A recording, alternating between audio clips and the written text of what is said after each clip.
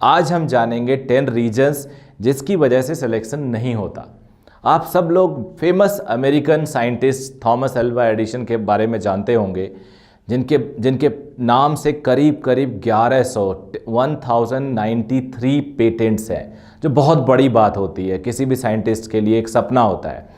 उन्होंने, कहते हैं एक पागल बच्चे ने बल्ब का आविष्कार किया था, तो उन्होंने 10,000 एक्सपेरिमेंट करने के बाद बल्ब बनाया था। तो उन्होंने बोला हमने 10,000 बार में फेल नहीं हुआ, 10,000 मुझे रीजंस पता है जिससे बल्ब नहीं बनते।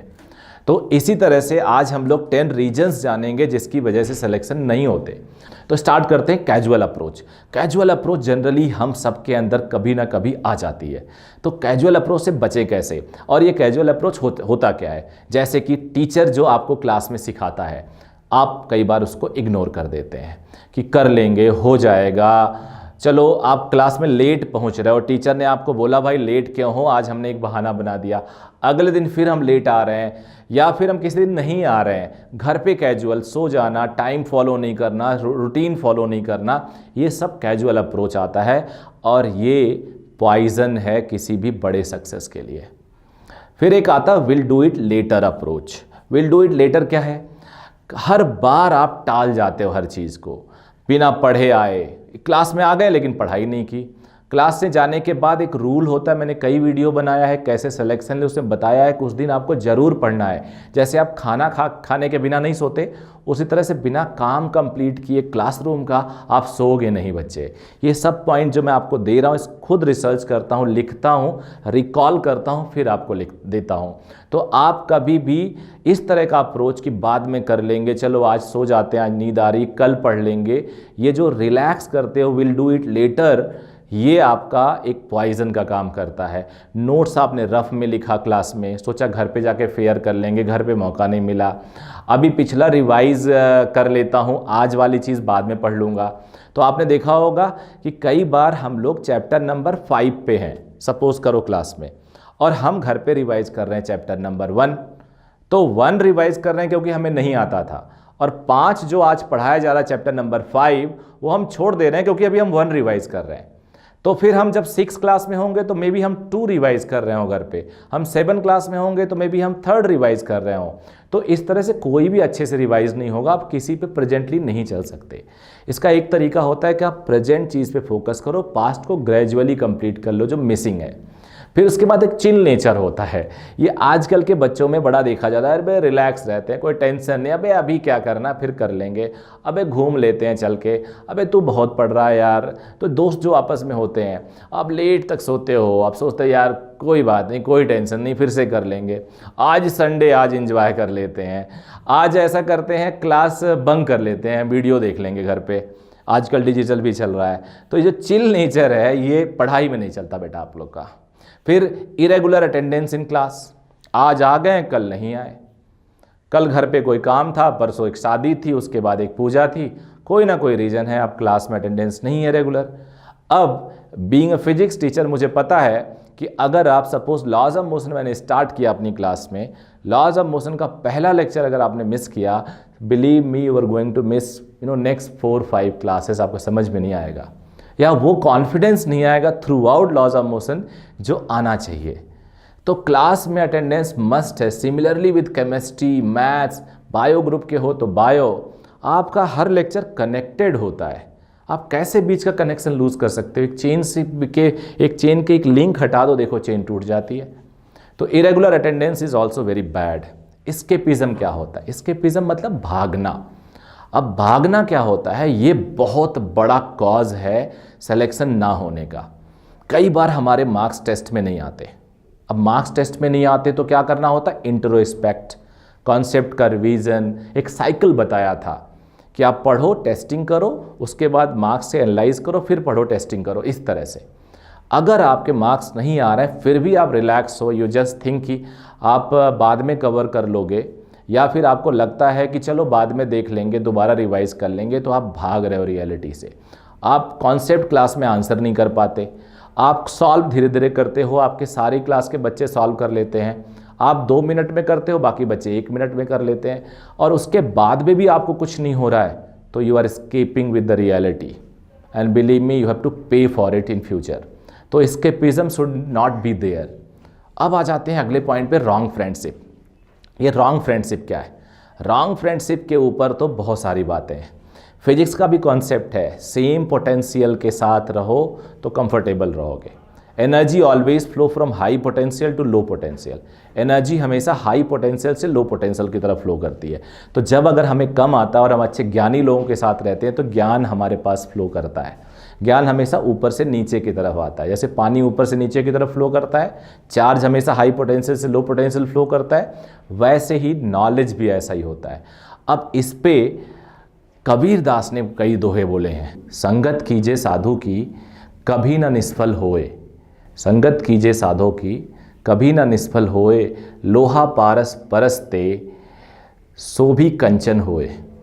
इसका मतलब हुआ लोहा पारस परसते सो भी कंचन होए।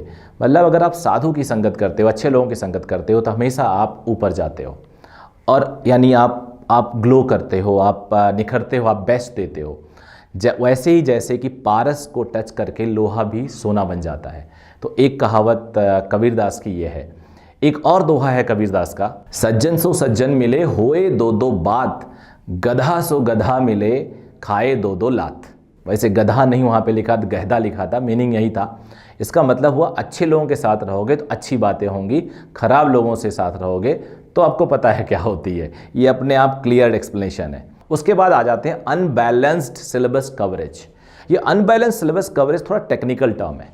इस अनबैलेंस्ड सिलेबस कवरेज को हम ऐसे समझ सकते हैं कि जैसे आप सबको पता है मैकेनिक्स एक टॉपिक है।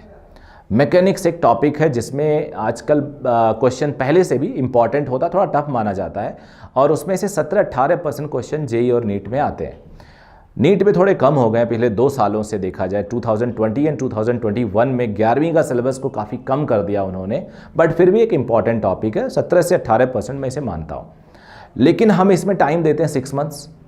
50% time we consume in solving mechanics problems. तो ये कहीं ना कहीं अनबैलेंस है।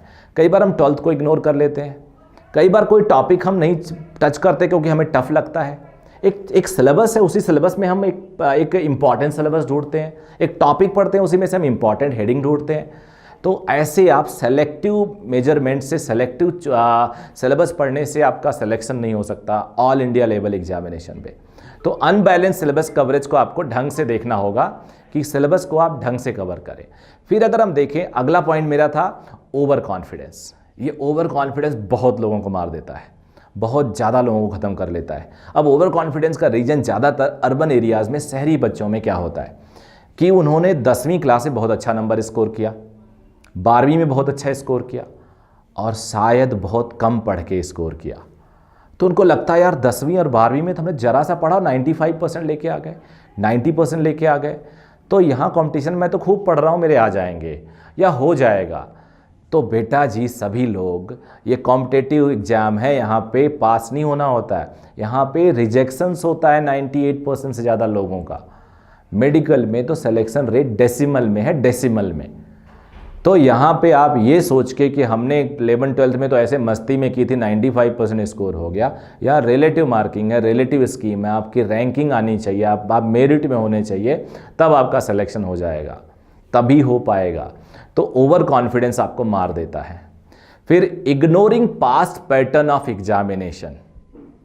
ये ignoring past pattern of examination हमें किल करता है। ये सारे 10 के 10 पॉइंट बहुत रिसर्च करके मैंने बनाए। क्या होता है कि हम किसी एग्जाम की तैयारी कर रहे हैं, हमें पता ही नहीं कि पैटर्न क्या फॉलो करता है, चेंजेस क्या आते हैं, सरप्राइजेस क्या होते हैं। Past directs us for future. एक बार फिर से सोचो, past directs us for future.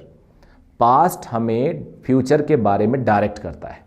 तो अगर आप पास्ट पैटर्न फॉलो नहीं कर रहे हो तो यू आर मिसिंग समथिंग। फिर अब लास्ट की बात करते हैं, last but not the least, believing in virtual source. अब वर्चुअल सोर्स क्या है? अपने टीचर की बात नहीं मान रहे, पापा की बात नहीं कर रहे, गूगल कर रहे हैं, कोरा में देख रहे हैं, यूट्यूब में देख रहे हैं, और भी रिसोर्सेज को ढूंढ रहे हैं। वर्चुअल सोर्स बेटा वर्चुअल होते हैं। टीचर आप जब बात बोलता है, पेरेंट जब बात बोलता है, तो आप जैसे स्टूडेंट के लिए बोलता है। That is for the normal student. I am not saying no virtual source is wrong, and all virtual sources are wrong, ऐसा नहीं है, but you have to select wisely. उससे बढ़िया है आपके जो टीचर बोल रहे हैं वो आपके लिए तो बोल रहे हैं। He is not writing on internet for general people, he is writing, he is telling in front of you for you only. तो वो वर्चुअल सोर्स की जगह पे आप रियल सोर्स पे बिलीव करिए, आपका सिलेक्शन नहीं रुक सकता। तो आप सबको मैं चाहूँगा ये 10 पॉइंट्स आप अवॉइड करो। इन 10 पॉइंट्स के बारे में थोड़ा सा आप बढ़िया से और लिख डालो, pen it down, pen paper रख के वीडियो को रिवाइंड करो, दोबारा देखो, लिखो, रिवाइंड करो, दोबारा देखो और इसको शेयर करो दोस्तों में। इस पर पैसे नहीं लगते। इन सारे अपने दोस्तों को, रिलेटिव्स को, किसी का भी बेनिफिट हो जाए। ये पॉइंट्स जो मैंने बताए हैं, आप प्लीज़ मुझे बताना क्या आप इसको फॉलो कर रहे हो। इस पर कमेंट करिए, शेयर करिए, सब्सक्राइब करिए, डेफिनेटली आपको फ़ायदा होगा, ये मेरी गारंटी है। Thank you.